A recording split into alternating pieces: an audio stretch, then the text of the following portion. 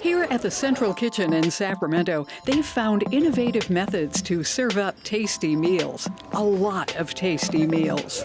We serve 43,000 meals a day. Those meals include breakfast, lunch, after-school snacks, and dinner for kids who stay late. All meals are free and delivered with a simple intention. We believe every student, regardless of income, deserves a freshly prepared meal while at school. Now everyone can come in for a lunch, just like every student gets a book to study in the class.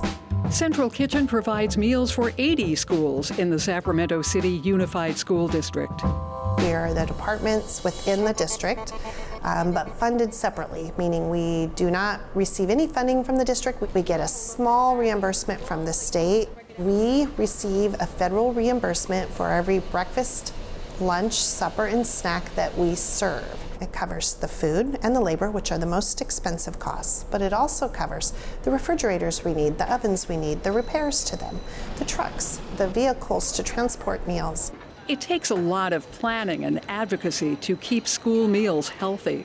We get to control how much salt we put into it, the sugars. There's a lot of regulations in school lunch, but we also get to make the choices of which quality ingredients we're bringing in. So having the ability to cook from scratch really gives us the ability to give our best to our students. Schools in Sacramento serve several entrees every day with a menu that rotates every 1 or 2 weeks. Halfway through the school year, the menu shifts to new entrees. We'll change some things around so it's not stagnant throughout the year, because kids do need fresh choices. They need something new, or else they'll lose interest. Free school meals started in 1946 with the National School Lunch Program signed into law by Harry Truman. Free school meals were provided to low-income students while other students paid. Because families had to disclose their household income to participate, experts say many students simply opted out. It wasn't until the 2022-23 school year that California became the first state to implement a statewide universal meals program, breakfast and lunch, for all school children, regardless of household income. 7 other states have followed suit, with several more considering implementation. There isn't the stigma associated with school lunch anymore that has been around for decades. There would be students that needed a meal, but they're with their more affluent friends and too embarrassed to go in and get a lunch, so they would just starve. And I think that has vastly changed in the last couple of years. What we say in our program, if they're hungry, they can take as much fruits and vegetables as they want. If they're taking it, it's because they're hungry. The Central Kitchen team keeps the menu interesting and healthy by adding fresh persimmons, mandarins, strawberries, and a different kind of apple every fall. We save money, we support local, we support California growers, which I think is important in an ag economy.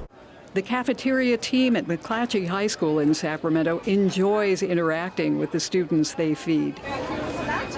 And the ladies and the gentlemen working here, they say, "Good morning, how's your day?"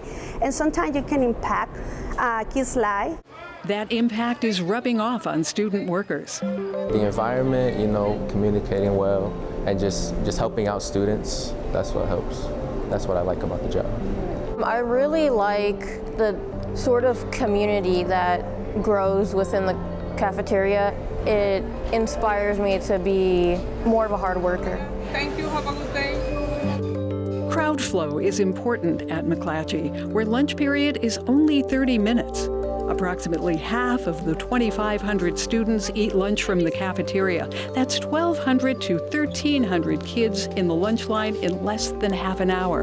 High school's a long day. Lots and lots of kids here are after school, so it's really important for them to get lunch. We're an educational system, and we are trying to teach our kids how to eat better.